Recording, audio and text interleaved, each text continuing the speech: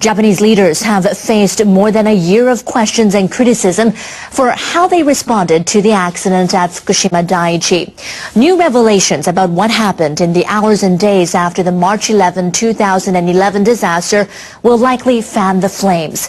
NHK has learned government officials had data on the spread of radiation from the nuclear plant.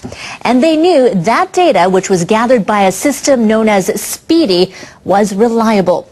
But they deliberately withheld it to avoid sparking panic, even though the media repeatedly asked for the information. NHK obtained a draft report from the Science and Technology Ministry on what happened after the meltdowns at Fukushima Daiichi.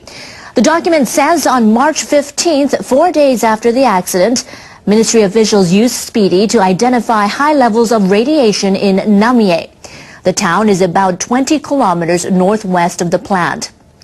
The officials reported the findings to the Prime Minister's office that day. They also combined some of the SPEEDY data with other radiation readings and released the information to the media. But there were doubts about the accuracy of the results. The ministry finally decided to divulge the complete SPEEDY data at the end of April, more than a month after the nuclear accident. Officials argued they withheld the full results because the findings were based on predictions and releasing them could have caused panic. After they actually took radiation readings, they found that the levels were high. So officials can't really say SPEEDY is unreliable and inaccurate. The system is there for the Japanese people to help residents avoid radiation exposure. So the verification is insufficient from the perspective of the Japanese people and residents. I'm surprised the government did not fulfill its obligations. It is very regrettable and frustrating. The head of the government panel investigating the Fukushima accident says if officials had released the SPEEDY data and explained its reliability, people in Namie could have used the information to come up with an evacuation plan. Instead, they stayed in the town and were exposed to radiation for a month. The government is investigating possible misconduct by a panel of the Japan Atomic Energy Commission reviewing the country's future nuclear policy. It's been found the panel held many closed-door meetings with representatives of the nuclear industry. Cabinet Office members held the first meeting of an investigating team. The six-member panel concluded a report on nuclear fuel recycling last month, but it was later revealed they disclosed the unreleased draft to groups promoting nuclear power. Team leader, Senior Vice Minister Hitoshi Goto said a full investigation is needed to restore public trust. The team interviewed a senior official of the Japan Atomic Energy Commission about why it held the closed-door sessions. The official said the sessions were organized to gather information. He stressed that the reports did not reflect opinions of those promoting nuclear power. The investigative team plans to interview other members of the panel and to present its finding by the end of July. Japanese government officials have been criticized for interfering with emergency procedures during the nuclear accident. A member of the Independent Investigation Commission of the Fukushima nuclear accident, Shuya Nomura, made the charges during a meeting on Saturday. He complained that the Prime Minister's office frequently called Tepco officials at the nuclear plant to get information. Government officials phoned frequently to ask inappropriate and elementary questions. This imposed an additional burden on workers at the plant. Nomura added that it is necessary for the government to drastically improve its crisis management system. The Commission plans to submit a report to both houses of the Diet by the end of this month. Former residents living near the Fukushima Daiichi nuclear power plant have had to relocate frequently after the March 11th disaster. A survey shows most people had to move 4 times or more.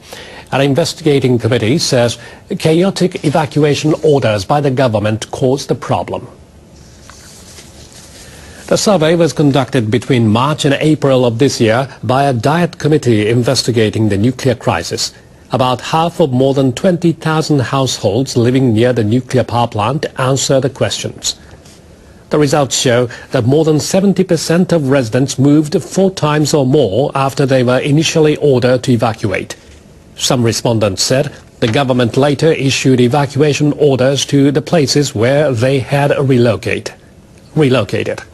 Others said they moved because the locations they initially fled to did not have facilities suitable for long-term residence or because radioactivity was too high.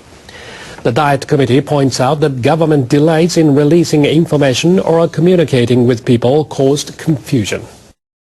A Japanese government report estimates that radiation levels near the Fukushima Daiichi nuclear power plant will remain too high for many evacuees to return to their homes even 10 years from now. The report was presented to local officials in Fukushima Prefecture on Saturday. Estimates were based on government data that predict levels of atmospheric radiation.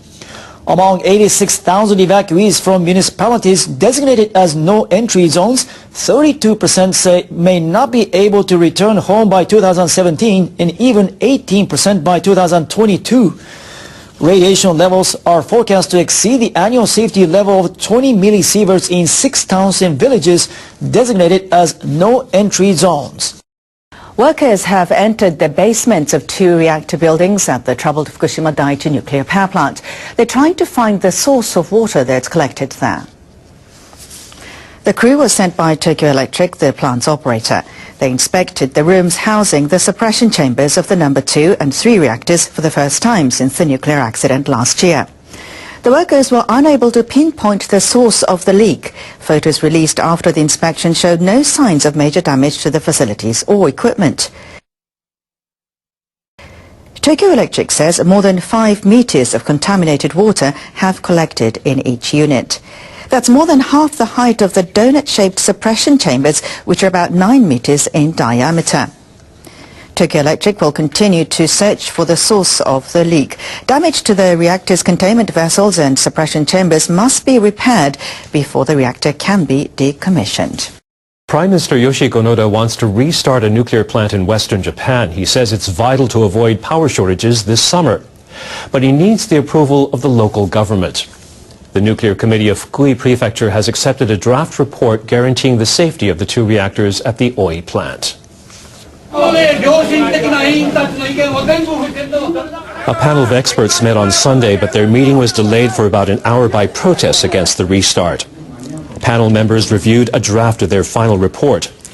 They say the new safety standards decided by the central government reflect all the available information at this point.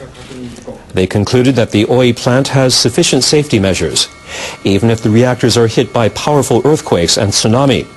But the new standards allow the power company to postpone the drafting of further safety procedures. Building a facility to house the accident task force at Oi will take 3 years. And a ventilation system with special filters for radioactive substances will also take 3 years to install. Some experts doubt whether the safety measures at the Oi plant reflect the lessons learned from the Fukushima accident.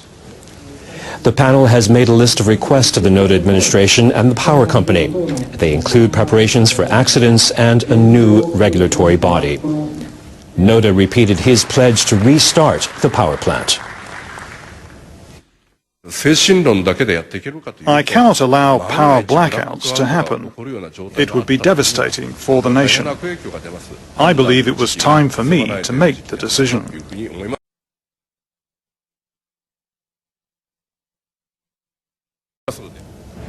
With the committee's agreement, the report will be submitted to the Fukui governor as early as Monday. The governor will then inspect the plant and is likely to make a decision within a week on a restart. If all goes as planned, it'll be the first nuclear power station to resume operations since all of Japan's reactors went offline in May. The next generation of nuclear engineers is in Japan. They're taking part in a program run by the International Atomic Energy Agency. The young professionals will learn about nuclear power, and they'll also study the accident at the Fukushima Daiichi plant. The engineers have gathered in the village of Tokai, north of Tokyo. The IAEA program is aimed at creating capable managers in the field of atomic energy. Many of those taking part in the Nuclear Energy Management School are from Asia and Africa. The program will last 3 weeks. Participants will look at the latest developments in nuclear power generation. They'll be able to compare notes on the use of this energy source around the world. I want to understand about the nuclear sector from starting point to the end point. Why the world needs nuclear energy. Participants will visit Fukushima Prefecture to learn about the accident at the Daiichi plant. They will also be able to see decontamination work firsthand. One of Japan's biggest real estate companies has announced plans to build a huge solar power plant in the disaster-hit Northeast. The plant will be located on a golf course forced to close after last year's nuclear accident. Mori Trust plans to invest more than $50 million in the 10-megawatt facility in Izumizaki Village, southern Fukushima Prefecture. The company says it hopes to begin building in October and start supplying electricity by the summer of 2013. It says it will gradually expand the plant, eventually generating enough electricity to supply 3,000 households. Mori will sell the electricity to regional utility Tohoku Electric. New legislation requiring power firms to buy locally generated renewable energy comes into effect next month. I believe it is important to use the golf course as a renewable energy factory. The project will help bring life back to the local community.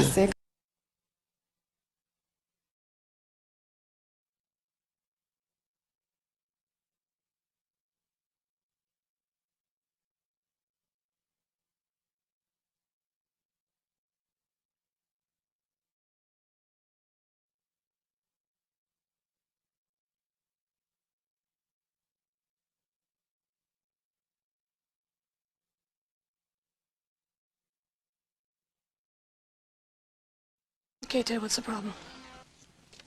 Hello, Betty. What's the problem? I haven't got a problem. I've got fucking problems. Plural. Want to hear?